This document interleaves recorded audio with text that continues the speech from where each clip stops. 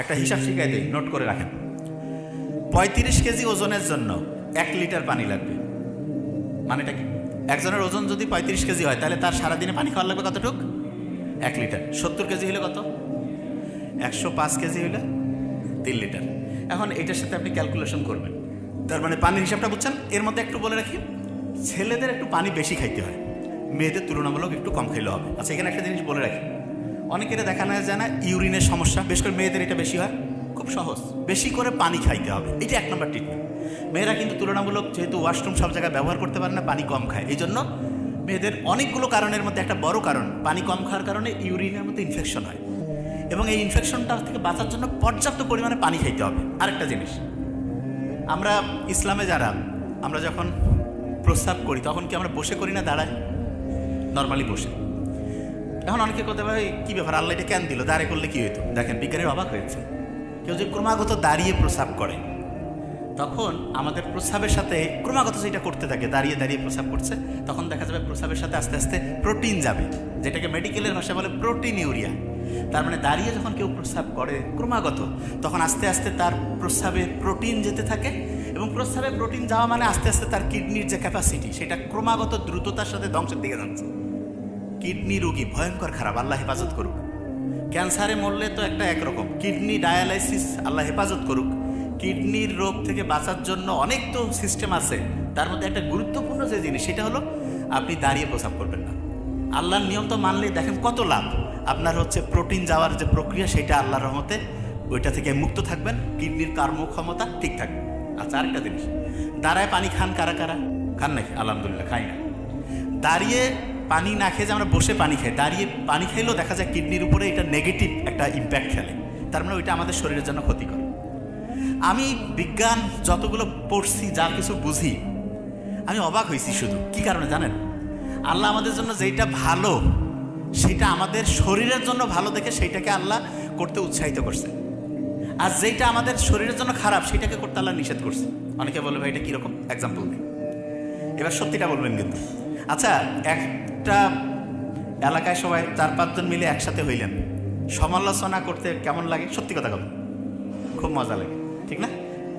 সমালোচনা করলে সবাই খুশি, হ্যাঁ কী হয়েছে রে, কত দেখি। আচ্ছা, ইসলাম এই যে গীবত করা, সমালোচনা, এগুলা কি উৎসাহিত করছে না নিরুৎসাহিত? তো অনেকের মাথায় যে এটা আল্লাহ কেন করলো, শুনেন। এই ব্রেইনের মধ্যে কোনো কারণে যদি ভূমিকম্প হয়, কি হয় বলেন? ভূমিকম্প। তাহলে এটা কি ব্রেনের জন্য ভালো না খারাপ? খারাপ।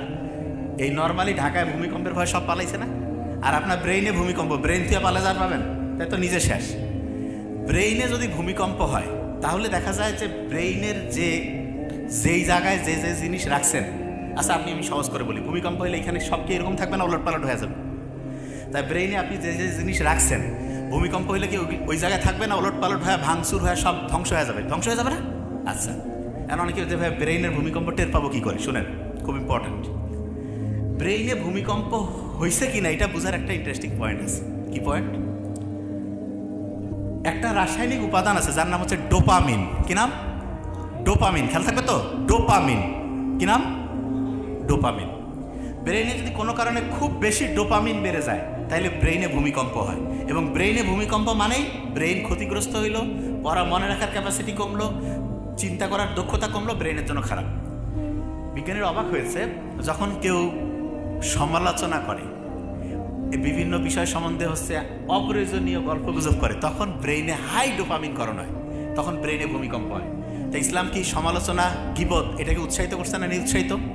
নিরুৎসাহিত। কেন? কারণ আল্লাহ তো জানে, আল্লাহ বানাইছে না এটা, যে হাই ডোপামিন করণ হবে, ব্রেইনের জন্য ক্ষতিকর। আচ্ছা, এবার একটা ইন্টারেস্টিং জিনিস, জুয়া খেলা ইসলামে হালাল না হারাম? কেউ যখন জুয়া খেলে, যারা জুয়া খেলে আল্লাহ হেফাজত করুক, কিছুদিন পর পর আর না খেললে মাথার সার্কিট ধ্বংস হয়ে যায়। ওই কিন্তু জানে, সব জানে যে এটা খারাপ, অমুক তমুক। হারার পরে আসি আফসোস, মাথার মধ্যে হাত, কেন যে করলাম কি। আমি জানি তো, আমাদের কাছে রুগী আসেন, কি হয়েছে, কয় যে স্যার কয়েকদিন পর ওইটাতে খেলতে যদি না যাই মনে হয় যে দুনিয়া আর কিছু নেই, খেললাম হারলাম, তারপরে খালি আফসোস যে কেন এটা করলাম। বিজ্ঞানীরা দেখছে যে এই জুয়া খেলার আগের মুহূর্তে তার ওই জুয়ার যে একটা থ্রিলিং, এইটার কারণে তার হাই ডোপামিন করণ হয়, এবং এইটা ওই একবার হাই ডোপামিন যদি আপনি ওই মজাটা পেয়ে যান, তখন আর স্বাভাবিক যে ডোপামিন সেটা আর ভালো লাগবে না। এই কারণে আল্লাহ যে জুয়াতে শুধু অর্থনৈতিক ক্ষতি তাই না, আপনার ব্রেন যে আছে ব্রেনটাও ধ্বংস হয়ে যায়। জুয়ারও খুব বুদ্ধিমান হওয়ার সুযোগে নেই। হ্যাঁ, 2-4 জন এক্সেপশনাল, যেটা আলাদা।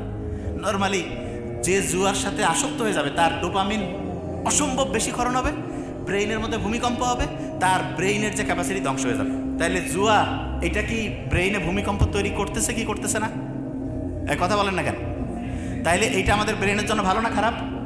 খারাপ। আচ্ছা, এবার দেখেন, আপনারা অনেকেই বলবেন যে এই ইসলামের খুব ইন্টারেস্টিং একটা জিনিস আছে, সেটা কি জানেন?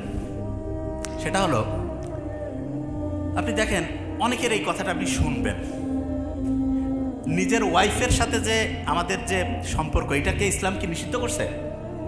কিন্তু ওয়াইফ ছাড়া অন্যদের ক্ষেত্রে কি এটাকে উৎসাহিত করছে? কেন করছে? করেনি। এইটা কেন? কারণ নিজের স্ত্রী ছাড়া অন্যদের সাথে যখন আমরা চিন্তা ভাবনা করতে যাই, তখন আমাদের ব্রেইনে হাই ডোপামিন ক্ষরণ হয়, এবং হাই ডোপামিন যখন ক্ষরণ হবে তখন ব্রেন কি ভালো হবে না খারাপ হবে? খারাপ। তার মানে যেই জিনিসটা ইসলামে আপনাকে নিষিদ্ধ করছে, এইটা এখন সায়েন্স বুঝতেছে যে এইটা আমাদের জন্য ক্ষতিকর দেখে ইসলাম এটাকে নিষিদ্ধ করছে। আচ্ছা, বুঝাইতে পারছি তো এই জিনিসটা? আচ্ছা, যে জায়গায় আমি ছিলাম, ভিটামিন ডি খেয়াল আছে? তাইলে ওইটা উৎসাহদাতা।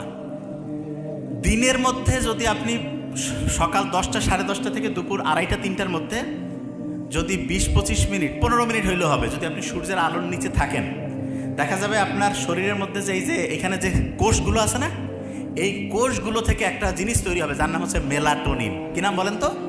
মেলাটোনিন। রাতের বেলাও ওই জিনিসটা তৈরি হয়, দিনেও হয় সূর্যের আলোর মধ্যে মেলাটোনিন, রাতেও হয়। এই মেলাটোনিনটা কি করে জানেন? অসাধারণ কয়েকটা কাজ করে। কি কাজ? আমরা কই না যে ভাই ডিপ্রেশনে আছি, ডিপ্রেশনে পড়লে ডাক্তারের কাছে গেল, কিছু অ্যান্টি ডিপ্রেশন লিখে দিল, টাকা পয়সা দিয়ে খাইলো, ঘুমাচ্ছে। ওই মেলাটোনিন কি করবে জানেন? Natural anti depressant. তার মানেটা কি? আপনি যেই লোকটা ডিপ্রেশনে আছে তাকে দিনের বেলা সূর্যের আলোতে 20-25 মিনিট ঘুরাইলেন, তার শরীর থেকে মেডিসিন তৈরি হয়ে গেল, মেলাটোনিন। রাতেও সন্ধ্যার পরে, এশার নামাজের পরে সে হচ্ছে যে মোবাইল টোবাইল রেখে লাইট বন্ধ করে থাকলো, মেলাটোনিন তৈরি হইল। এই 2 বেলা তার মেলাটোনিন অ্যান্টি ডিপ্রেসেন্ট ওষুধ, কেমিক্যাল, এইটা শরীরের ফ্যাক্টরি থেকে তৈরি হইল। কোনো টাকা নাই, কোনো সাইড ইফেক্ট নাই, খালি ভালো উপকার। রাতে ঠিকভাবে ঘুম হবে, দিনের বেলা সে টেনশন, ডিপ্রেশন ফ্রি হয়ে গেল। সুবহানাল্লাহ বলবেন না? আচ্ছা, এই যে যেই কোম্পানিগুলো আছে দুনিয়ায়, সবাই যদি এরকম শরীর থেকে ওষুধ বানায় খায়, কোম্পানি চলবে?